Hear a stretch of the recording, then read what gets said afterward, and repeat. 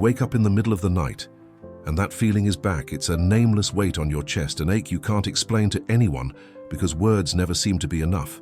During the day, you function, you go through the motions, you even smile when you have to.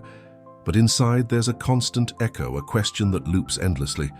Why won't this go away? You've tried everything.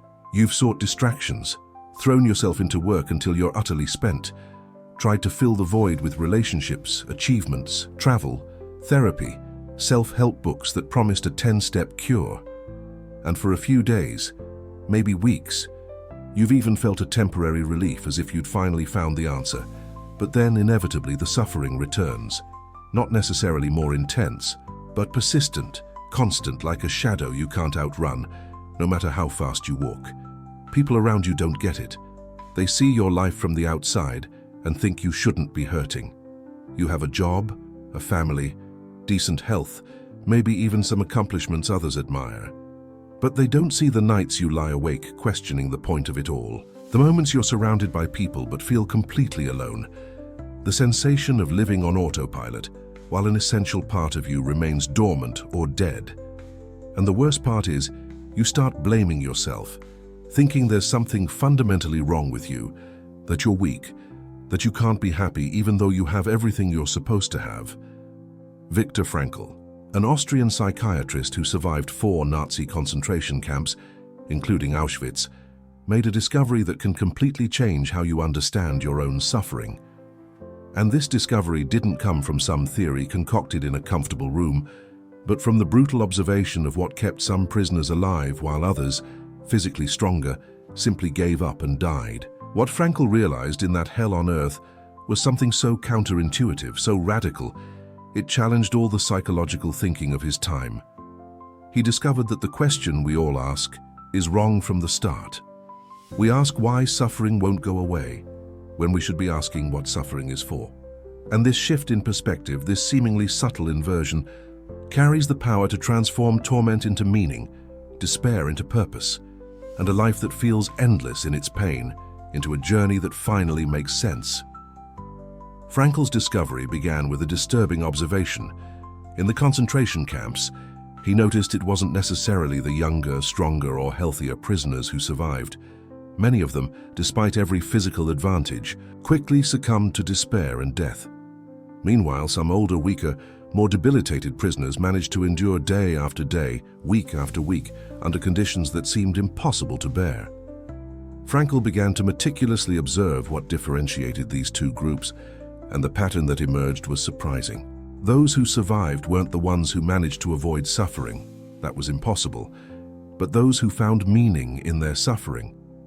One prisoner endured because he wanted to reunite with his children, another because he had unfinished scientific work that only he could complete, a third because he felt a responsibility to bear witness to the horrors and tell the world.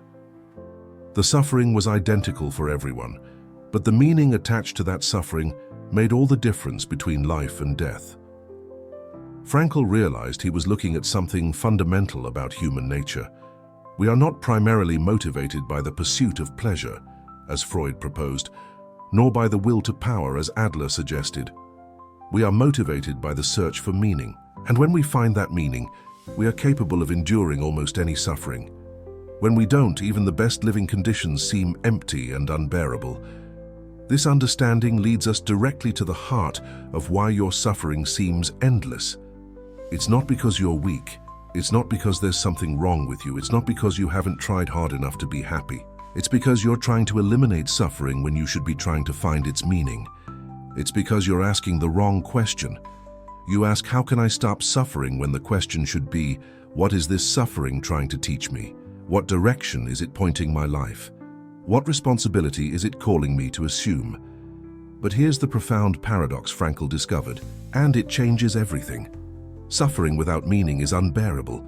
It's a torment that corrodes the soul, that makes us want to give up, that turns every day into an eternity of agony. But suffering with meaning, suffering that serves a purpose greater than ourselves, that suffering can be not only endured, but transformed into something noble, something that helps us grow, something that adds depth and significance to our existence. Frankl wasn't romanticizing suffering. He wasn't saying we should seek out suffering or that suffering is good in itself. On the contrary, he believed we should avoid unnecessary suffering whenever possible. But he recognized something our modern culture hates to admit. There is inevitable suffering in life. There is the pain of loss, of illness, of injustice, of death. And when that inevitable suffering arrives, when we cannot avoid or eliminate it, we have only two choices. We can see it as something absurd, meaningless, an unfair curse imposed upon us, and in that case, the suffering becomes truly unbearable. Or we can find in it a meaning, a mission, an opportunity to manifest something deeply human within us, the freedom to choose our attitude in the face of circumstances we cannot change. And in that choice, something extraordinary happens. The suffering doesn't disappear, but it transforms. It ceases to be a dead weight and becomes a burden with meaning, and we discover that we are capable of carrying incredibly heavy burdens when we know why we are carrying them. Frankl developed this understanding into something he called logotherapy, a form of psychotherapy focused not on a traumatic past or unconscious conflicts, but on the meaning each person needs to discover in their life. And the fundamental premise of logotherapy is revolutionary. It states that existential vacuum, that feeling that everything is meaningless that haunts so many modern people, is not a mental illness in the traditional sense. It's a specifically human condition, a consequence of our unique capacity to ask questions about the meaning of life. Animals don't suffer from existential vacuum. They follow their instincts, respond to their impulses, live in the immediate present. But we humans are conscious of our own existence, of our mortality, of the apparent absence of an objectively given meaning. And when we don't find meaning to fill this void, it manifests in countless ways. Generalized anxiety, depression with no apparent cause, addictions that try to fill the inner hole, a frantic pursuit of pleasures that never satisfy, empty conformity, where we follow what everyone else is doing without knowing why we're doing it. Frankl called these neurogenic neuroses, sufferings that don't originate in psychological traumas or biochemical imbalances, but in the frustration of the will to meaning. And here's something crucial he realized. You can't cure this kind of suffering by eliminating symptoms. You can't medicate it away. You can't distract it with entertainment. You can't suppress it with forced positive thinking. The only real cure is finding the missing meaning. But how? How do we find meaning in a world that often seems chaotic, unfair, absurd? Frankl proposed three main paths, and it's essential to understand that these are not philosophical abstractions, but concrete possibilities available to anyone in any situation. The first path to finding meaning is through creating or accomplishing something. This could be meaningful work, a creative project, a contribution to the world that only you can make. Frankl tells the story of a patient who was deeply depressed after losing his job. The depression didn't stem from financial hardship, but from a sense of uselessness, of not being good for anything. The treatment didn't just involve helping him find any job, but assisting him in discovering what unique contribution he could make to the world, what work would have personal meaning for him. When this meaning was found, the depression began to dissipate not because external circumstances drastically improved, but because he now had a why that gave purpose to his daily effort. The second path is through experience or encounter, particularly the loving encounter with another person. Frankl spoke of how in the concentration camps, even when everything else had been taken from him, he could find meaning in the memory of his wife, in the love he felt for her. He didn't know if she was still alive. In fact, she had died in another camp, but the capacity to love, to keep alive that deep encounter with another human being, that was something no one could take from him. And this love, paradoxically, gave meaning even to the extreme suffering he faced. The third path, and perhaps the most profound and unsettling, is through the attitude we adopt in the face of unavoidable suffering. When we cannot change a situation, when suffering is genuinely unavoidable, we still have the ultimate freedom to choose how we will face it. We can face it with dignity, with courage, transforming personal tragedy into human triumph. Or we can surrender to despair and bitterness, and this choice, this last human freedom, is something no one can take from us as long as we are conscious. And now I want to pause and really talk to you. I know many of you watching this video are carrying a suffering that seems endless, a pain that persists no matter what you try to do to eliminate it. Perhaps you've tried therapies, medications, life changes, and nothing seems to truly touch the core of this anguish. So tell me here in the comments, have you ever felt that your suffering persists because you haven't been able to find meaning in it? A purpose that justifies continuing? If this resonates with you, just write, "My suffering needs meaning." You don't need to elaborate further. You don't need to explain your whole story. Just that sentence is a courageous first step of recognition. And know that by sharing this here, you are helping others in the comments feel less alone. It's often liberating to see that others are going through exactly the same thing and are on this same journey of seeking meaning amidst pain. Your courage to admit this creates a safe space for others who suffer in silence. Let's create a community here of people who are honest about their search for meaning. But Frankl went even further in his analysis. He realized something that completely challenges our modern, happiness-obsessed mindset. He said we shouldn't seek meaning as if it's something we subjectively create or invent to console ourselves. Meaning in Frankl's view isn't something we manufacture. It's something we discover. Every life situation, every moment, carries unique possibilities for meaning that only you can fulfill. Your life is constantly asking you questions, making demands on you, calling you to specific responsibilities. And you answer these questions not through abstract contemplation, but through concrete actions, through the decisions you make, through the stance you adopt. This means meaning isn't generic or universal, something that serves everyone the same way. The meaning of your life is unique and specific to you. No one else can live it for you. No one else can discover it for you. It's your task, your existential responsibility. And here's the daunting, yet liberating aspect of this understanding. You cannot escape this responsibility. Even refusing to seek meaning, even deciding to live on autopilot, to follow the crowd, to fill your life with distractions, that too is a choice for which you are responsible. You cannot not choose. Even non-choice is a choice, and every passing moment is a unique opportunity for meaning that, once lost, is lost forever. This uniqueness and transience of life don't make it meaningless. On the contrary, it's precisely what makes it precious. If you could live forever, if every moment could be repeated infinitely, then truly nothing would have urgency or importance. But because each moment is unique and passes, because your choices are irrevocable, because you can't go back and live your life again differently, every decision matters profoundly. Each moment carries a weight of responsibility that is both terrifying and ennobling. Frankl applied these ideas in very practical ways in his clinic. One of his best-known techniques is paradoxical intention, which works particularly well for anxieties and phobias. The logic is counterintuitive. Instead of fighting the symptom, instead of desperately trying to avoid what terrifies us, Frankl would ask patients to intentionally try to produce or even exaggerate the symptom. A patient afraid of trembling in public would be instructed to try to tremble as much as possible. Someone with chronic insomnia would be told to try to stay awake as long as possible. What happens is fascinating. By removing the fear of the symptom, by ceasing to fight it desperately, the symptom often diminishes or disappears. But the deeper logic behind this technique goes beyond a psychological trick. It's based on the human capacity for self-distancing, our unique ability to step back from ourselves, to observe ourselves, to not identify completely with our symptoms or emotional states. An animal can't do this. If an animal feels fear, it is the fear. But you can feel fear and simultaneously observe that you're feeling fear. You can even, paradoxically, choose to intensify that fear intentionally.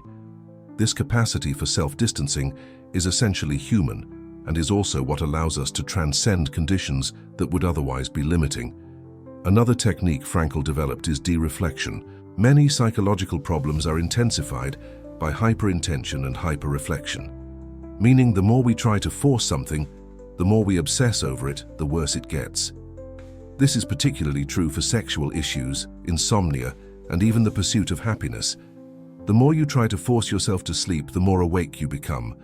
The more you try to force happiness, the more it eludes you. Dereflection works by redirecting the person's attention away from themselves and their problem towards something external and meaningful. The insomniac patient is encouraged to engage in meaningful reading or reflection on issues that matter, not as a technique for sleeping, but as an end in itself. And often, when we stop desperately fighting the problem, when our attention is genuinely engaged in something meaningful, the problem resolves itself. But perhaps the most profound and challenging aspect of Frankl's thinking is his analysis of unavoidable suffering. He made a crucial distinction between unnecessary suffering, which we should avoid whenever possible, and necessary suffering, that which we cannot avoid or eliminate. And it's in the face of this necessary suffering that true human greatness can manifest. Frankl tells of an elderly doctor who was deeply depressed 2 years after his wife's death. They had been married for decades, and he simply couldn't overcome the loss. Frankl didn't try to comfort the man with empty platitudes about time healing all wounds. Instead, he asked, "What would have happened if you had died first and she had survived you?" The doctor immediately replied that it would have been terrible for her, that she would have suffered immensely. Frankl then said, "You see, by surviving her, you spared her that suffering. But now you must pay for it by enduring the pain of living without her." The doctor's suffering didn't disappear with this conversation. How could it? But its meaning changed completely. He was no longer suffering pointlessly, a victim of cruel fate. He was suffering as an act of love, sparing his beloved wife a pain that he now carried for her. And this shift in meaning, while not eliminating the pain, made it bearable. It even made it noble. This case illustrates something fundamental about Frankl's view. Suffering doesn't need to be eliminated for life to have meaning. Sometimes, the very act of enduring suffering with the right attitude is what confers meaning. Sometimes, our task is not to avoid the cross we've been given, but to carry it with dignity. This doesn't mean we should seek out suffering or romanticize it. It simply means that when unavoidable suffering arrives, when there's no way to sidestep it, we still have the freedom to choose what to do with it, what meaning to give it, how we will stand before it. If these ideas are resonating deeply with you, if you feel you finally found a perspective that makes sense of your own suffering and search for meaning, subscribe to this channel. Here, we explore the thought of Viktor Frankl and other humanist thinkers weekly, offering not superficial answers, but profound insights into the most fundamental dilemmas of the human experience. This isn't a channel for quick self-help or easy fixes. It's a space for those brave enough to confront the difficult questions, to dive deep into their own quest for meaning, to transform suffering into growth. You are not alone on this journey. There's a community here of people who understand that life demands more from us than simply seeking comfort and avoiding pain, who grasp that there's something larger, deeper, more meaningful available to those willing to take on the existential responsibility of their lives. Hit that subscribe button now and join us in this ongoing exploration of what it means to live a truly human life, a life with meaning. Modernity has created a peculiar situation that Frankl observed with great concern. We live in societies where the basic needs of many people are met. We're not starving, we're not fleeing predators, we're not fighting for physical survival daily, and yet, or perhaps because of it, we experience epidemic levels of existential emptiness. Frankl explained this through an analysis of the modern human condition. Unlike our ancestors, we no longer have clear instincts automatically telling us what to do. And unlike people in traditional societies, we no longer have shared traditions and values dictating our paths.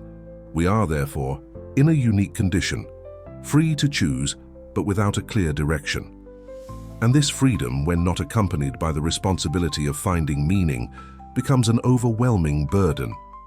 Many people cope by conforming, doing what everyone else does, following the crowd without question. Others cope through totalitarianism, submitting to external authorities who tell them what to do, whether it's a political leader, a spiritual guru, or simply social and cultural pressures. But none of these strategies truly resolve existential emptiness. They merely postpone or mask it. The only real solution, according to Frankl, is to take responsibility for finding your own unique meaning, for responding to the specific demands your life places upon you. This is daunting because it means there are no pre-packaged formulas, no guaranteed path. no way to outsource this fundamental responsibility. But it's also liberating because it means your life can have meaning regardless of your external circumstances, regardless of how much material success you achieve, regardless of how much pleasure you experience. Meaning is available in any situation, even the most terrible ones, as Frankl himself proved in Auschwitz. A fascinating aspect of Frankl's theory is his view on self-transcendence. He argued that human beings are fundamentally oriented outward, toward meanings to fulfill or other human beings to encounter. The more you focus on yourself, on your own happiness, on your own comfort, the more unhappy you become. This is what he called the paradox of happiness. Happiness cannot be pursued directly. It must ensue as a side effect of dedicating yourself to something larger than yourself. You don't become happy by trying to be happy. You become happy by forgetting yourself in service of a cause, in love for another person, in the creation of something meaningful. This directly contradicts much of modern self-help culture, which tells us to focus on ourselves, our happiness, our well-being. Frankl isn't saying you don't matter or that you should sacrifice yourself unnecessarily. He's saying something more subtle, that you realize your fullest potential not through self-obsession but through self-transcendence, by dedicating yourself to something or someone beyond yourself. And this ties into his concept of conscience. For Frankl, conscience isn't simply a psychological function or an internalized Freudian superego. It's an organ of meaning, an intuitive capacity to perceive the unique meaning present in every situation. Your conscience is what allows you to hear the demands your specific life places upon you at each moment. But you need to be attentive. You need to be willing to listen. You need to resist the temptation to drown out that inner voice with distractions, rationalizations, or conformity. Frankl also had a sophisticated understanding of the temporal dimension of human existence. He criticized those who live only in the past, trapped in resentment or nostalgia, and those who live only in the future, constantly postponing real life for some imagined moment when everything will be perfect. But he also didn't agree with the mindset of living solely in the present, the here and now, with no regard for the past or future. For Frankl, the past is not dead. Everything you have accomplished, all the experiences you have lived, all the suffering you have endured with dignity, all of it is irrevocably stored in the past. No one can take that away from you. The past is like a granary where you store all that you have salvaged from the transient, all that you have transformed from possibility into reality. And this is a source of profound consolation, especially for older individuals or those who feel they are losing possibilities. Yes, you are aging. Yes, certain possibilities are closing, but everything you have truly accomplished, everything you have lived fully, is secure in the past. Nothing and no one can erase that. At the same time, the future matters because it is where the possibilities for meaning that you can still realize reside. The future is the field of your responsibility, and the present, the now, is the moment of decision, the moment when you transform future possibility into reality that will be stored in the past. This temporal view gives immense weight to each present moment, but not in a paralyzing way. On the contrary, it energizes, because each moment is a unique opportunity to realize meaning that will never come again. Returning now to suffering that seems endless, armed with these insights from Viktor Frankl, you can begin to see your own struggles in a completely different light. Perhaps your suffering persists not because you're weak or doing something wrong, but because you haven't yet discovered the meaning it holds, the responsibility it's calling you to embrace, the potential for human growth it's offering.